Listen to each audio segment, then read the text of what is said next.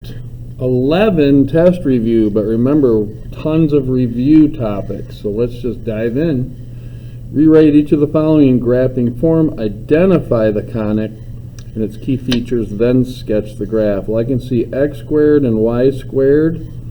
We got perfect balance, looking for the possibility of a circle. So let's gather our x's, create a space, gather our y's, create a space. Oopsie, too early to make a silly mistake like that. Negative 4y plus space equals negative 13 plus space plus space.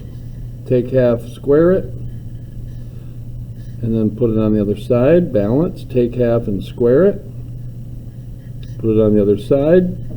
Perfect square trinomial, x plus 5 squared plus perfect square trinomial, don't forget the minus 2 squared equals, that's 29 minus 13, 16. They've made our lives easy.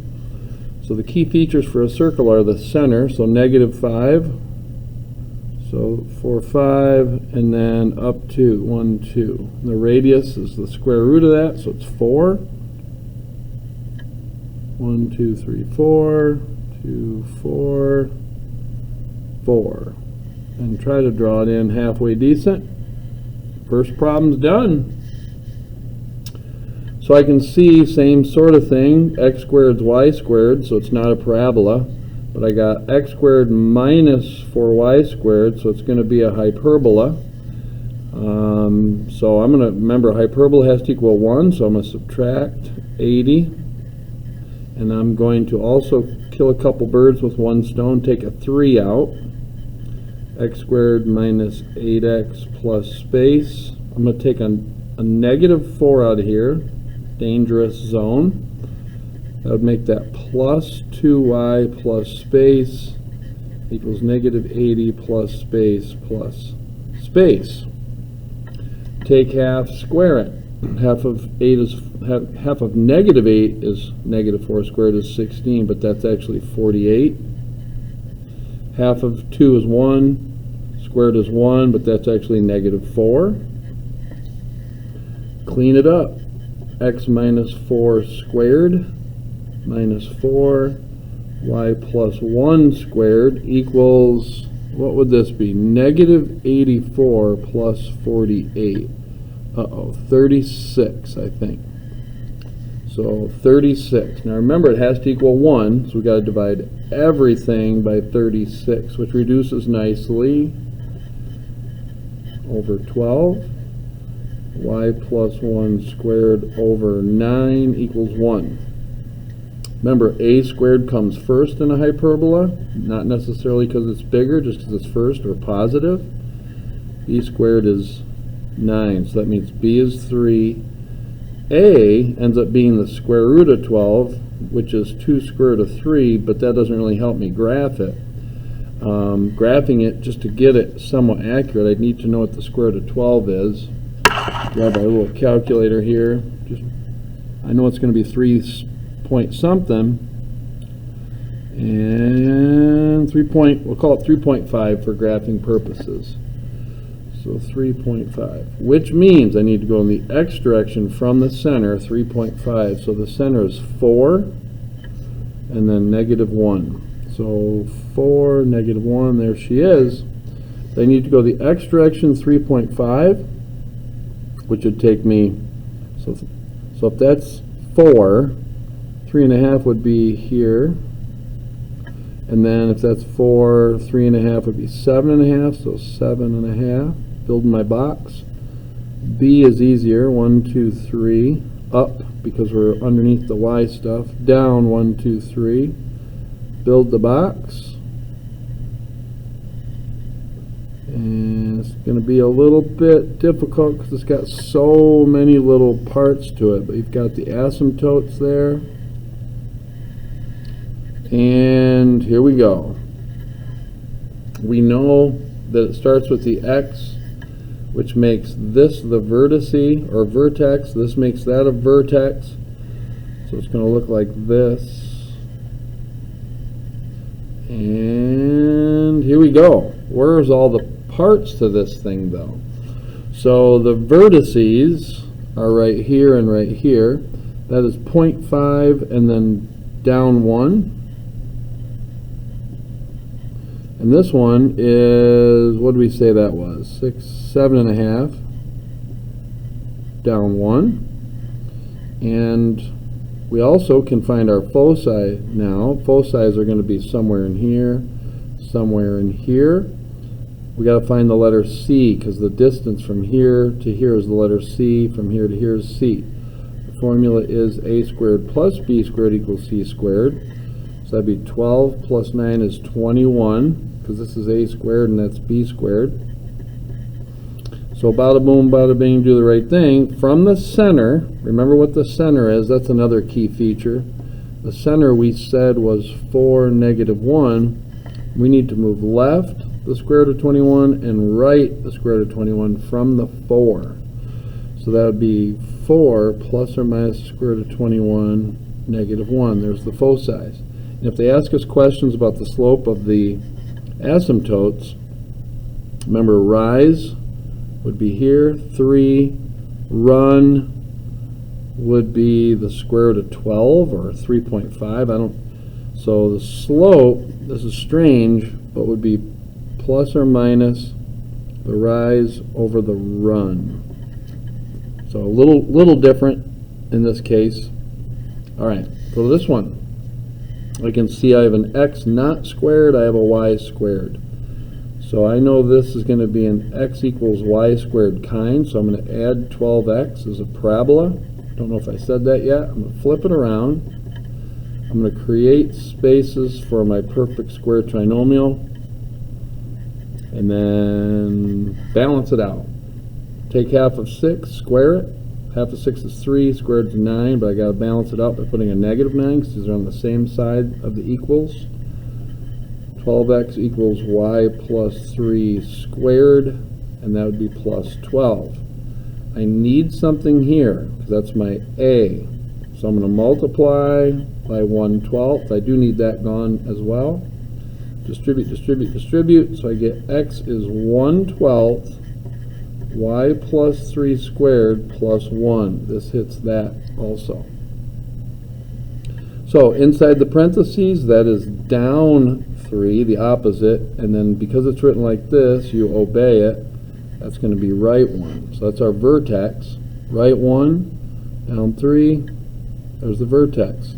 Now because it's an x equals ay squared kind, and my a is positive, it's going to open up this way. It's going to be wide also because of that, not narrow.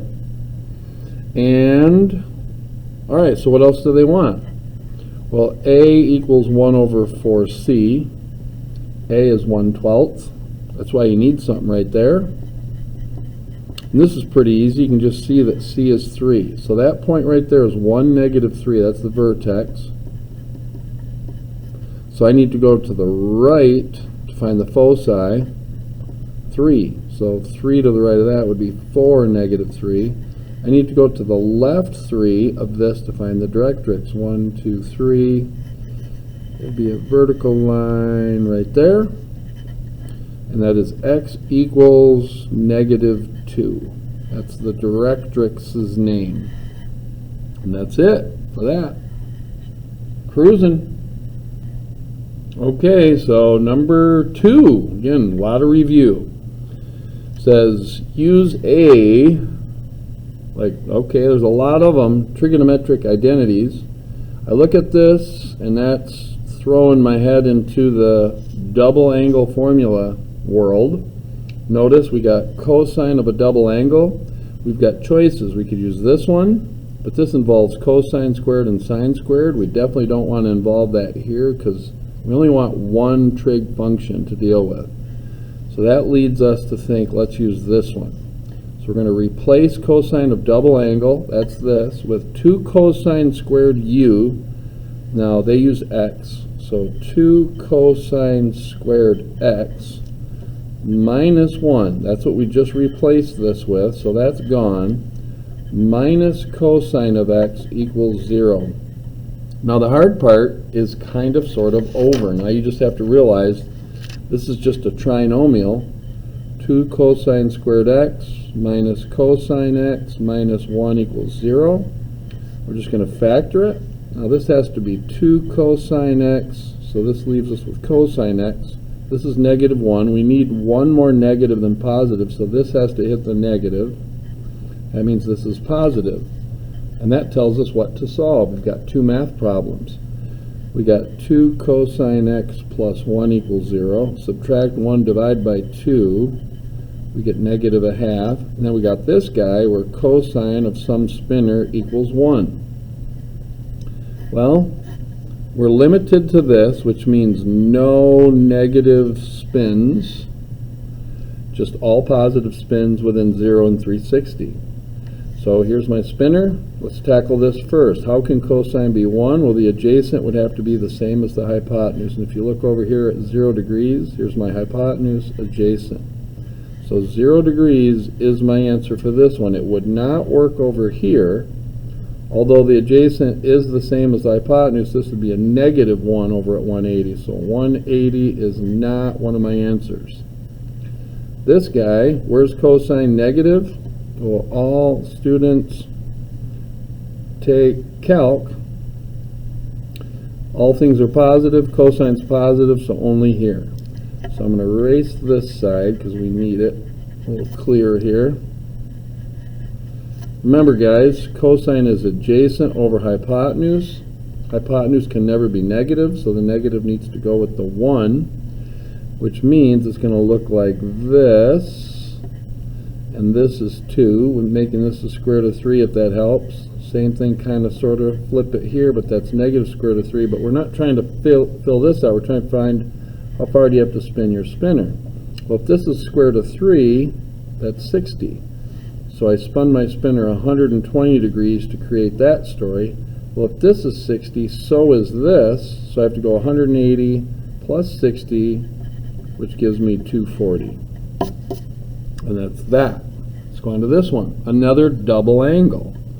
Now, don't you dare divide by cosine or divide by sine. Don't you start doing that. This is a double angle formula. So we only have one thing to replace it with, and it's right there. So we're going to go 2 sine theta cosine theta equals negative cosine theta. Now students are still tempted to divide both sides by cosine. It seems to make sense, but you can't. You're trying to find theta. You can never divide by the thing you're trying to solve for. So we have, our option is to just set equal to 0. These two terms are nowhere near like terms, so you cannot add them. Plus cosine equals 0. Notice we have a cosine here and a cosine here. We're going to pull it out. We'd be left with 2 cosine plus 1 equals 0. Again, like the previous problem, we have two situations. Where does that equal 0? And where does that equals 0? Well, cosine is where adjacent over hypotenuse has to equal 0, which means our adjacent side is the one that needs to disappear. Now we can take a quick peek at 0 and 180. We already talked about it. This is where our adjacent side equals our hypotenuse. So yeah, we talked about that being negative, but my point is, if we just think, all right, 0 doesn't work, 180 doesn't work, that means 90 does, because look at that little adjacent, it disappears. And then 270, it also disappears. So this problem gives me 90 and 270. Pi over 2 or 3 pi over 2, Mr. Ahern. All right, subtract 1, 2 sine theta equals negative 1, so sine of our spin is negative a half. New spinner. All students take Calc. Where's sine negative? Not here. Where can this happen? If that's negative 1 and that's 2, that means this has to be 30. Same thing over here.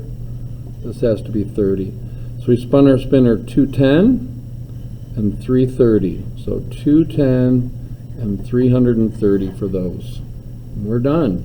330, 210, 90, 270.